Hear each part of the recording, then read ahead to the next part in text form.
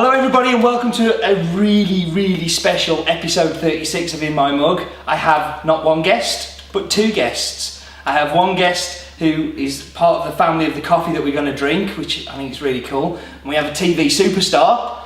I wouldn't say that. Okay. Known for my chocolate.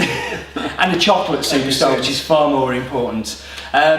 So yeah, I mean the coffee we're going to talk about today is a coffee, it's a biodynamic coffee, and for those who don't know what biodynamics is it's a style of organic growing, but Armando's going to tell us a little bit about why it's different and exactly where this coffee's from and who grows it, and then we're going to be diving in and trying it. So if you'd like to just talk about the coffee a little bit first. Okay, I think most of you may have heard about biodynamic and all the esoteric bits that go with it, so about the lunar cycles, etc. But I think and the crazy burying of yes, some of that as well. But I think the main thing about biodynamic is and the people who grow a biodynamic produce, not just coffee, it's about a commitment to sustainability. I think that's the main thing, because it is not just ecologically sustainable, but also socially sustainable.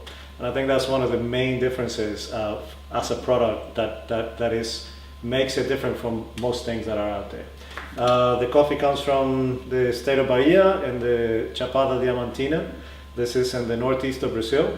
So if you think of Brazil, a lot of people tend to only think about carnival. And so the main carnival in Brazil is in Salvador, and it's probably about 7 hours inland from Salvador, up in the mountains next to the national park. And apparently that's close.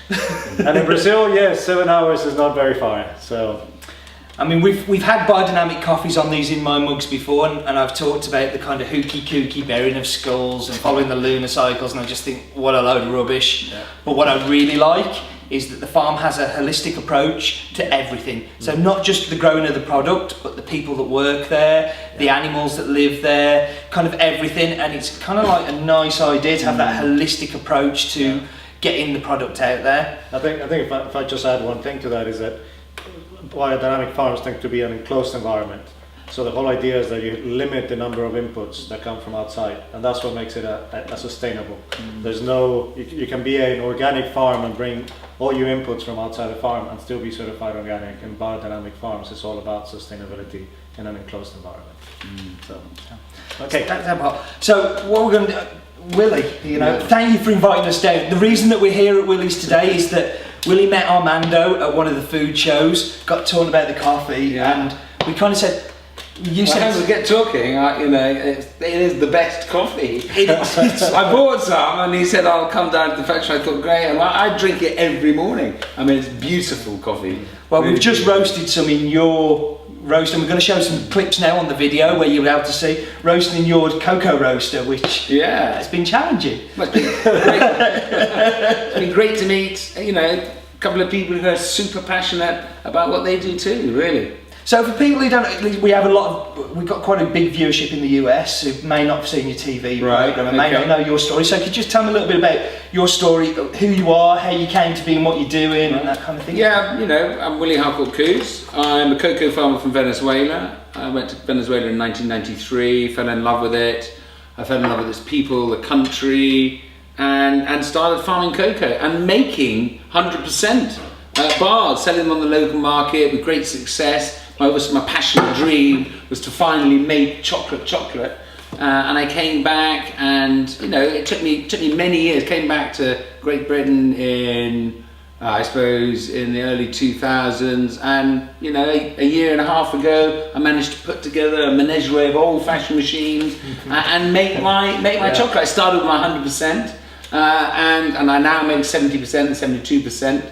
I'm bean to bar. I think people say. Well, you still own the farm as well. Don't still own the farm. I had a container arrive today, with my beans, which you will see photos of.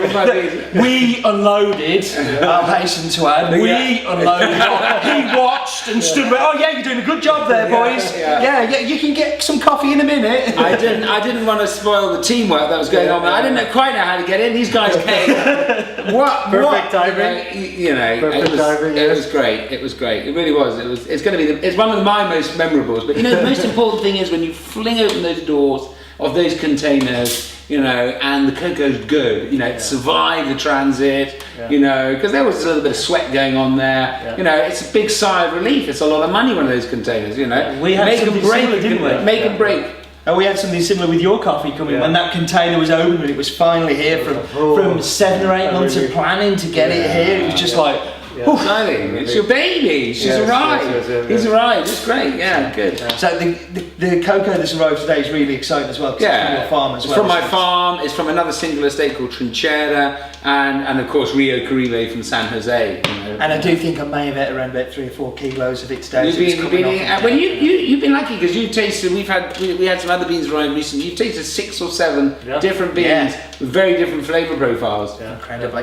and that's what's great. It kind of reminded me so much of what coffee does and how coffee is in the cup. You know, there's so many similarities between chocolate, coffee, and wine. I just see these crossovers all the time. We've done one of these videos before at our local wine merchants where we brought a bottle of Guatemalan wine and tried to pair it with coffees, and that didn't work so well. But we really liked the whole kind of, you know, the flavours. There were crossovers there that we were picking things out. And today we were tasting some. I forget which one it was, but it had a real apple to it. It was like, real apple? Was it not the alcoholic one? The Trinchera was. The Trinchera was like really boozy and like sherry, boozy. Yeah. But there was an apple. It was one we had in there. The appley one in there would have been the Carinera. Yeah. Which was just stunning. It was like fresh. Oh no, the apple, the juicy apple.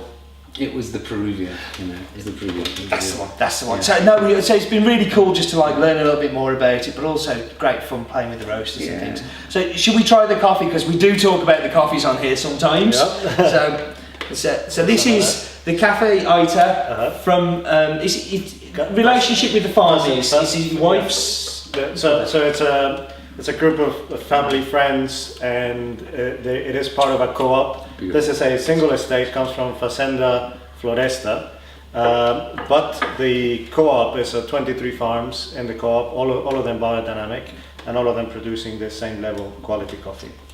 So what we've been talking to Armando about is that next year we're going to be having a very special lot from the farm as well, aren't we? That we're going to have the world exclusive on the Bourbon from the farm, which I'm very excited about.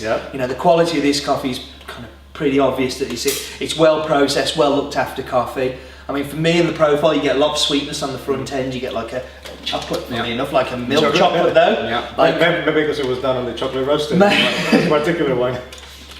But I get a real sweetness, nice chocolate. The acidity is kind of really controlled and tight, so it's not over the top acidity, it's not bright fruitiness, but there's a little bit there just on the back end, which I really like. This is a great espresso, it's a great filter, and I really want you to try it, so I'm going to pop a code up below. That code's going to give you £1 off this in the store for the next 2 weeks. It won't be roasted in Willie's roaster, it'll be roasted in my roaster, but hopefully you'll enjoy that.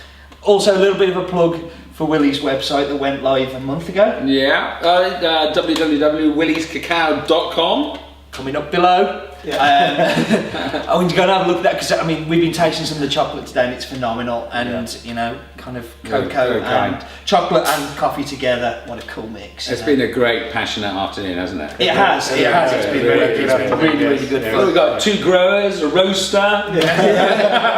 That's pretty cool. It's a meeting made in paradise, really. So, very good. So no, it's been brilliant. So listen, thank you very much for inviting me. Thank you very much, Armando, for sorting out this coffee for us and giving us the ability to sell it. And I really hope that you guys try it out there. And just remember, life's too short for bad coffee.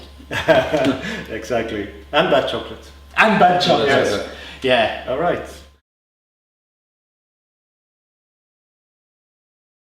Thank you. Remember something else as well, but you won't put it on the TV. Hot chocolate is, I was going to say, coffee is poor man's hot chocolate. Is that right? Hot chocolate is a poor man's coffee. I thought you were going to talk about your new bar. No, I'm not into it. No, I was a joke. But I always used to say that a little bit. It's a different thing, obviously. But because the cocoa is so packed in vitamins and minerals, and once it was all coffee and not coffee, chocolate houses, and of course it changed to coffee house because there's obviously it's a different buzz.